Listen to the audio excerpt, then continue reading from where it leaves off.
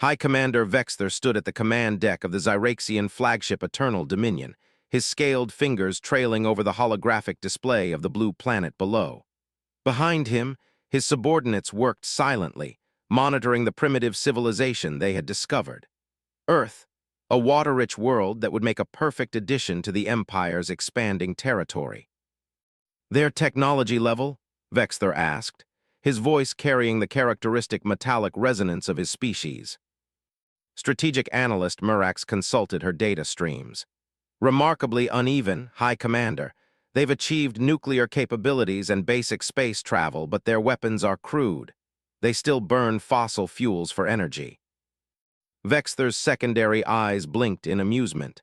The Zyraxian Empire had conquered hundreds of worlds, and Earth would be no different. "Prepare the standard assessment package. 3 ships should suffice."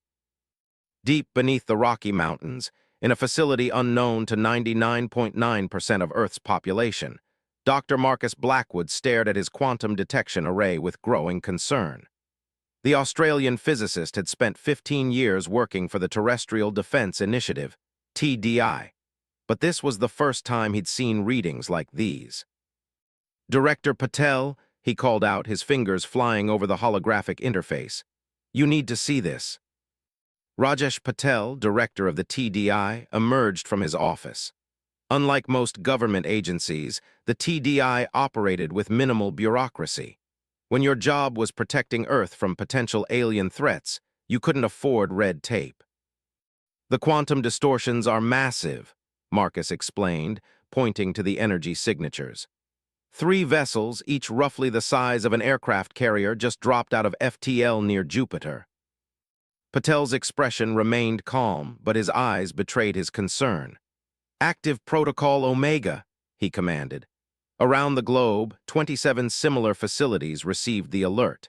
Humanity had been preparing for this moment for over 50 years, ever since they discovered the crashed alien scout ship in the Atacama Desert. Colonel Jennifer Zhang, commanding officer of the TDI's Asian Defense Wing, received the alert while overseeing a training exercise in Mongolia. Her pilots were practicing maneuvers in the new Phantom-class fighters, aircraft that incorporated reverse-engineered alien technology. To the outside world, they appeared to be normal jets testing classified stealth systems. The truth was far more interesting. "All units return to base," she ordered. "This is not a drill." The Zyraxian ships approached Earth with supreme confidence. Their sensors detected primitive satellite networks, basic space stations, and quaint radio communications. What they didn't detect were the quantum-shielded facilities scattered across the planet, or the advanced weapon systems hidden in plain sight. "High Commander," Murax reported, "we're detecting unusual energy fluctuations from the planet's surface." Vexter dismissed her concern with a gesture. "Probably their primitive nuclear reactors. Begin the standard intimidation sequence. Let's show them what real power looks like." The Zyraxian ships positioned themselves in a triangular formation over Earth's northern hemisphere. Their weapon systems powered up, preparing to deliver a demonstration that would convince the humans to surrender without a fight. It was a strategy that had worked countless times before. But Earth had no intention of surrendering. In his underground command center, Patel gave the order they'd been preparing for decades to deliver. "Execute Operation Trojan Horse." Across the planet, concealed quantum arrays activated. The energy signature was designed to look like desperate, uncoordinated attempts at defense. In reality, they were precisely calibrated to interfere with Zyraxian shield harmonics knowledge gained from years of studying their crashed scout ship. "High Commander," Murax's voice carried genuine alarm now. "Our shields are experiencing unexpected interference. The energy patterns, they're impossible for this level of technology." Before Vexter could respond, the first wave of Earth's defense revealed itself. What appeared to be normal military satellites suddenly transformed, revealing quantum-enhanced weapon systems. The Phantom-class fighters emerged from their hangars, their true capabilities masked until the last possible moment. "Impossible," Vexter roared as his ship's shields fluctuated under the precisely targeted assault. "They're primitives. They can't have this level of technology." But they did. And as the first real battle between Earth and the Zyraxian Empire began, humanity demonstrated that appearances could be deceiving. The question wasn't whether Earth could fight back. It was how the Zyraxians would respond when they realized just how badly they'd underestimated their intended conquest. Marcus watched the battle unfold through the quantum sensors, his heart racing with both fear and excitement. "Do you think they'll retreat?" he asked Patel. The director's expression was grim. "No, we've just challenged their dominance. They'll be back with everything they have." He turned to face the assembled command staff. "And when they do, we'll be ready. Humanity has spent 50 years preparing for this moment. Now it's time to show the galaxy why you should never underestimate Earth." The Zyraxian High Command vessel erupted in chaos as damage reports flooded in from all three ships. High Commander Vexther's facial scales had darkened to a deep purple, a sign of rage among his species. The humans' defense had caught them completely off guard, and now they were paying the price. "Fall back to lunar orbit," he commanded, his voice carrying over the sounds of failing systems. "Defensive formation Delta." As the Zyraxian ships retreated, Colonel Jennifer Zhang's Phantom squadrons pursued with calculated aggression. The quantum-enhanced fighters moved with impossible precision, their weapons specifically calibrated to exploit weaknesses in Zyraxian shield technology. "Thunder Squadron, target their port weapon arrays," Zhang ordered from her command fighter. "Lightning Squadron, maintain pressure on their shield generators. Don't let them stabilize." In the TDI's Antarctic facility, Dr. Naomi Rodriguez monitored the quantum signatures of the battle. As the world's leading expert in reverse-engineered alien propulsion systems, she had spent years preparing for this moment. "Director Patel, the Zyraxians are attempting to establish a quantum communication link. They're calling for reinforcements." Patel nodded grimly. "Just as we expected, Lieutenant Hassan, activate the QCOM disruptors."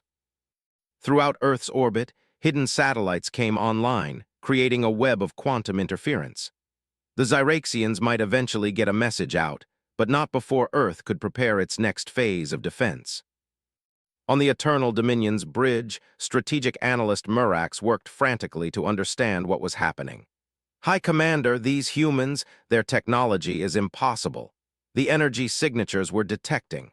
They're using principles that should be beyond their comprehension."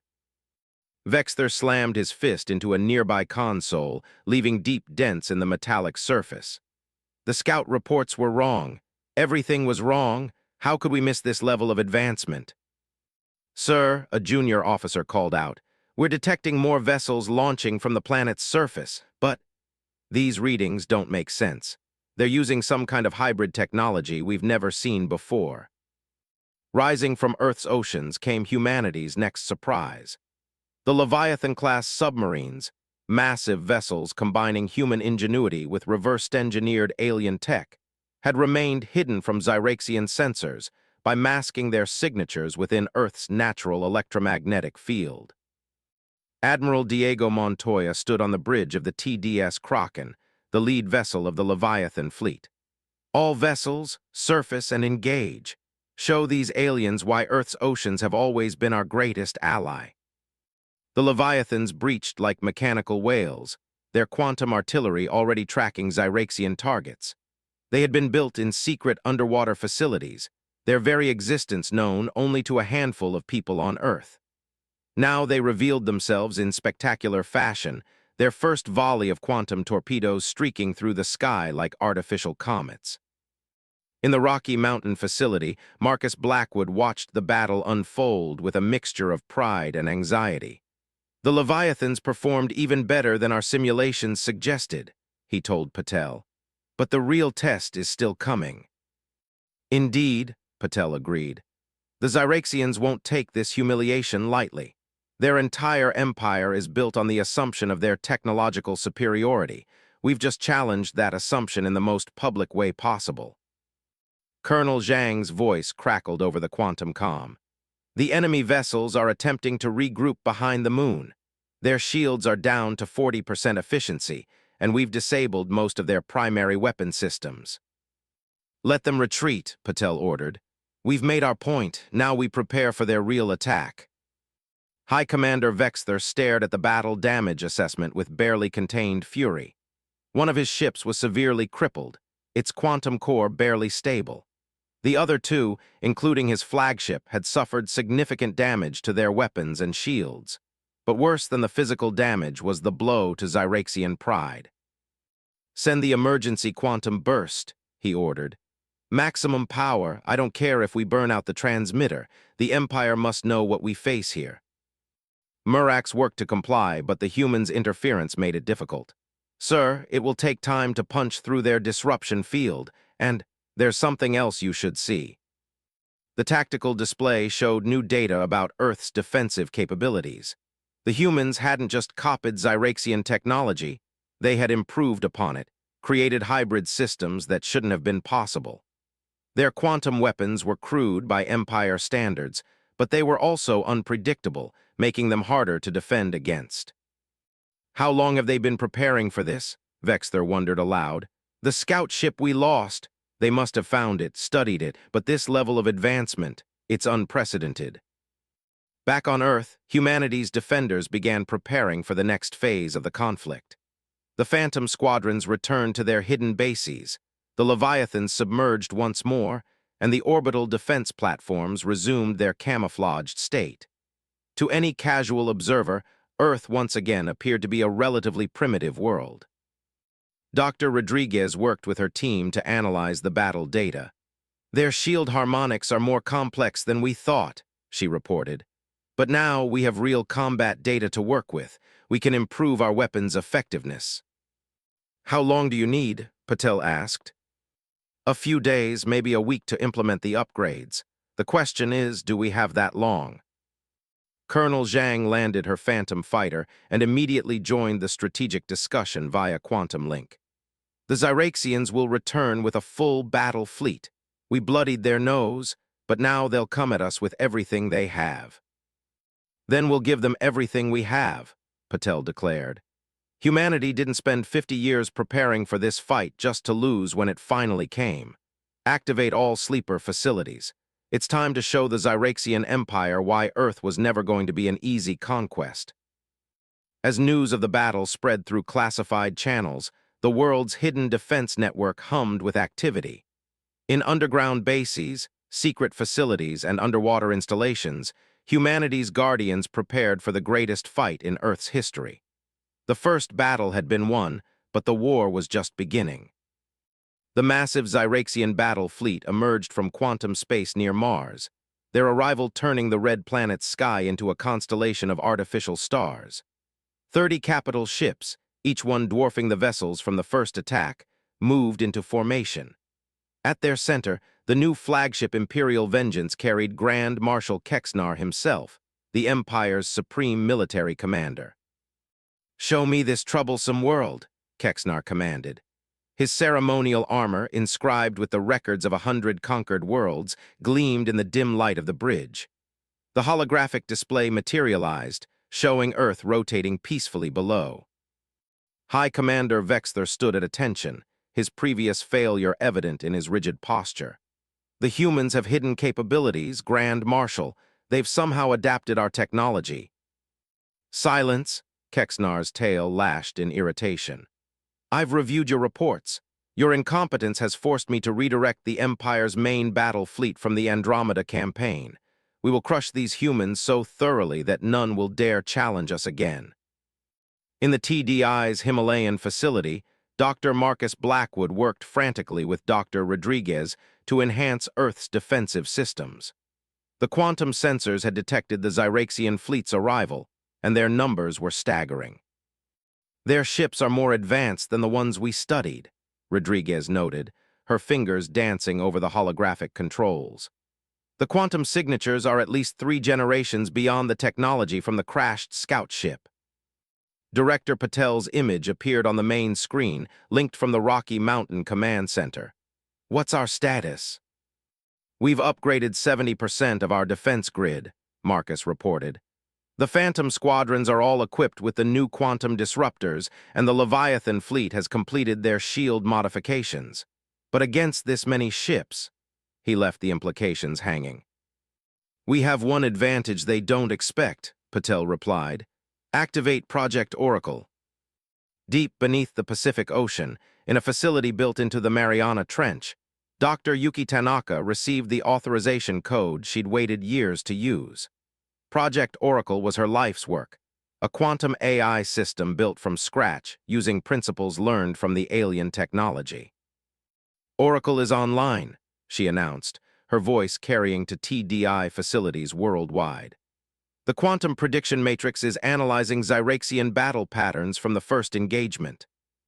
The Zyraxian fleet began their advance toward Earth, their formation spreading out to envelop the planet. Grand Marshal Kexnar had no intention of allowing the humans to surprise them again. "Multiple quantum signatures detected," Murax announced from her new post on the Imperial Vengeance. "The humans are powering up their defense grid." "Let them," Kexnar growled. "No primitive adaptation of our technology can stand against the Empire's full might.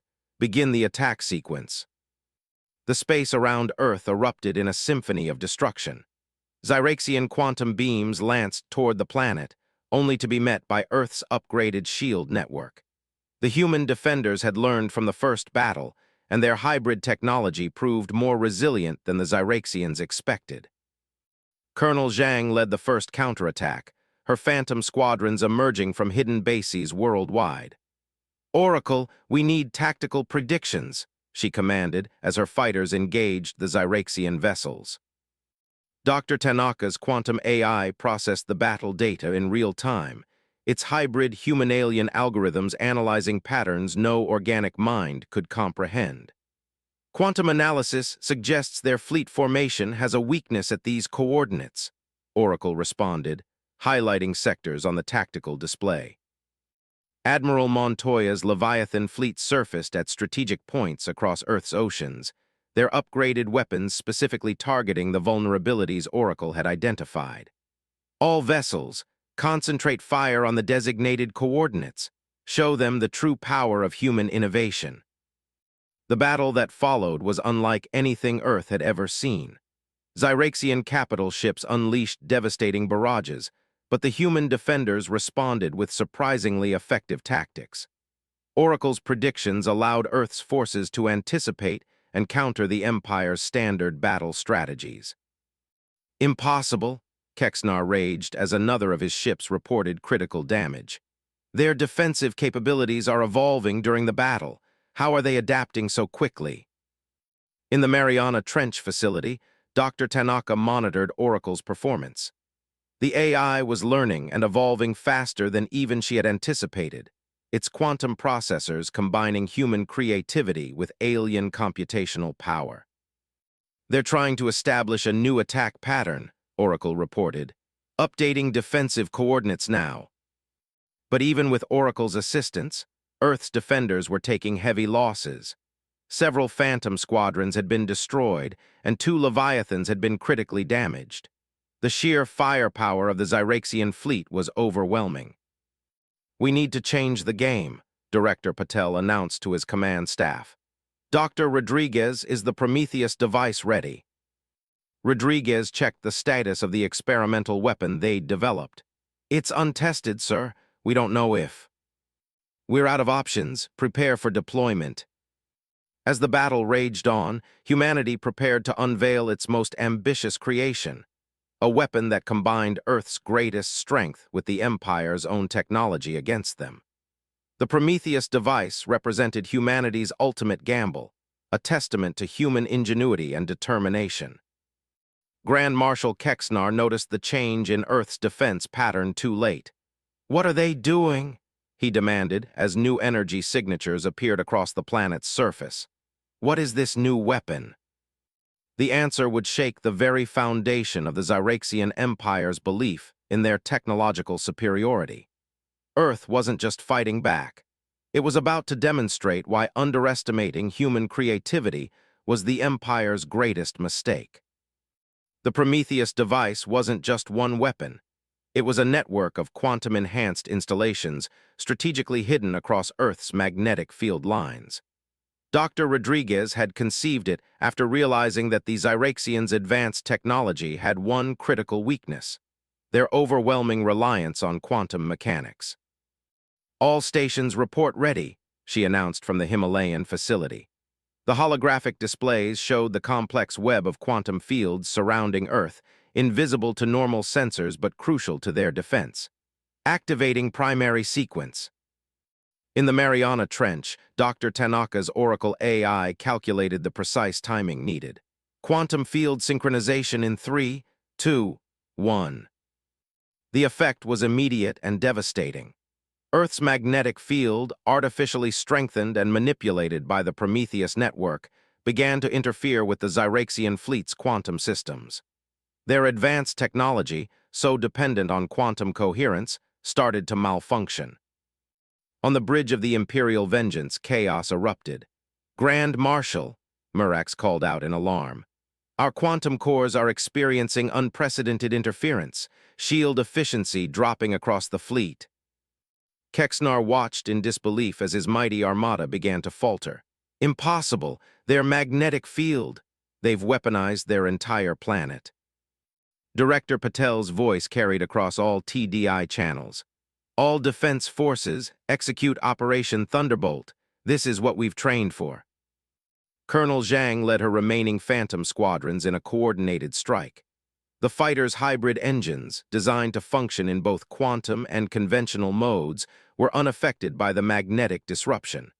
"Target their command ships. Don't let them adapt." From the oceans, Admiral Montoya's Leviathan fleet unleashed their full arsenal.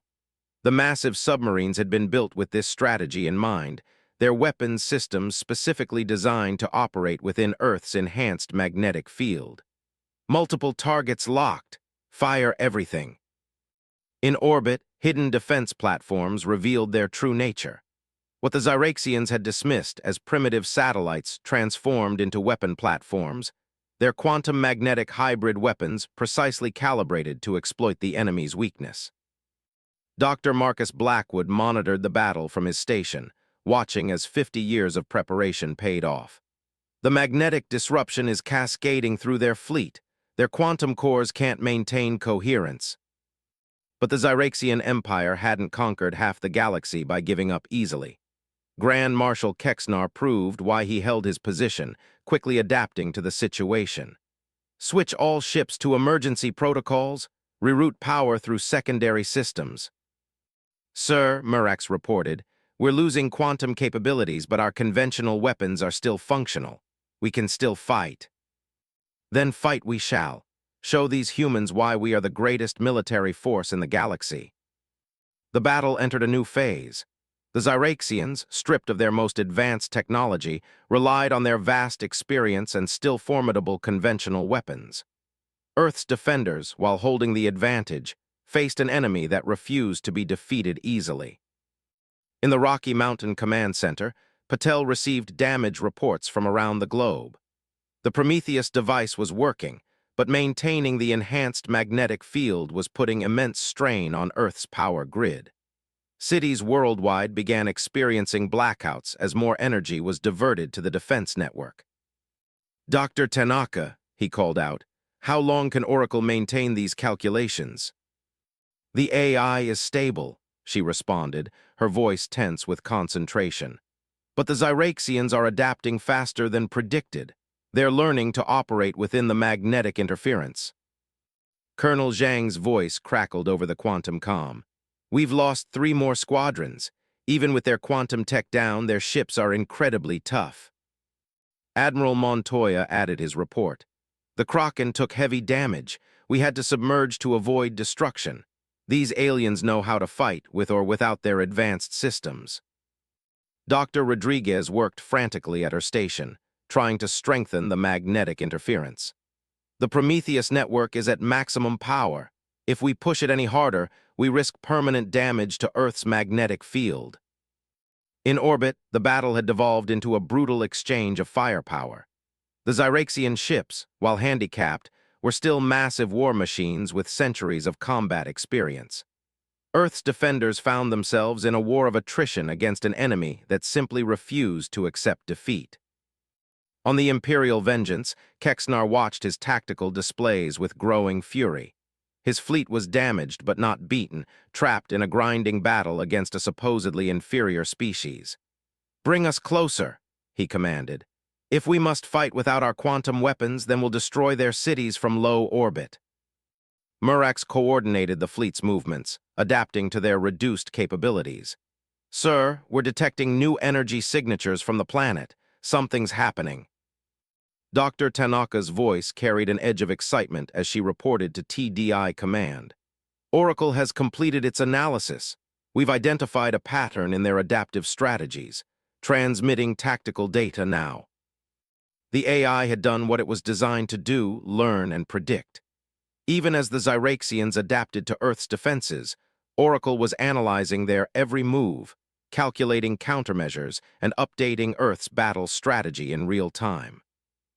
But victory was far from certain. As the battle entered its critical phase, both sides prepared for a confrontation that would determine not just Earth's fate, but the future of human-alien relations throughout the galaxy. The Prometheus device had given humanity a fighting chance, but the war's outcome would depend on more than just technology. The battle for Earth had reached its critical moment. With the Prometheus device straining Earth's power grid and the Zyraxian fleet adapting to fight without their quantum technology, both sides faced a decisive choice: escalate or retreat. Grand Marshal Kexnar made his decision first.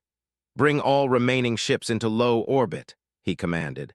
"If we must sacrifice our advanced systems to defeat these humans, then we'll do it the old way. Prepare for planetary bombardment." The Zyraxian fleet began its descent, 25 surviving capital ships moving into position around Earth.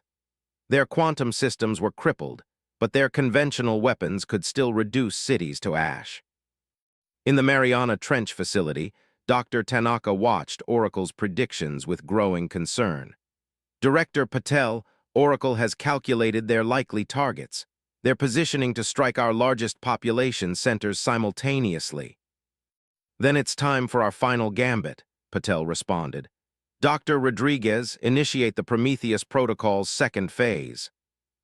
Rodriguez's hands flew over her controls in the Himalayan base. "Sir, if we do this, there's no going back. The magnetic interference will affect our systems too." "We have no choice. All forces, this is Director Patel. Activate electromagnetic shielding and prepare for Dark Protocol." Across Earth, hidden installations hummed with power. The Prometheus device had been designed with two phases: the first to disrupt enemy quantum systems, the second to unleash something far more devastating. Colonel Zhang received the order in her fighter's cockpit. "All Phantom squadrons, switch to backup systems. Prepare for electromagnetic surge." Admiral Montoya's voice crackled through the static. "Leviathan fleet acknowledging. All vessels switching to isolated circuits." Dr. Marcus Blackwood monitored the power readings as they climbed to unprecedented levels. "Magnetic field intensity approaching critical threshold. Oracle, what are our chances?" The AI's response was immediate, calculating success probability based on current variables. 63.7% chance of victory if executed within the next 300 seconds. Beyond that, probability drops significantly. On the Imperial Vengeance, Murax detected the change first.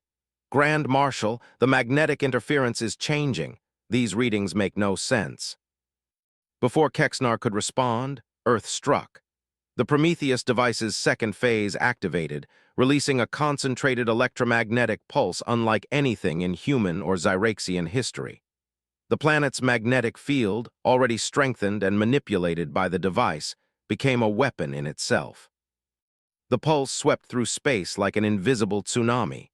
Zyraxian ships, already struggling without their quantum systems, now faced complete technological failure.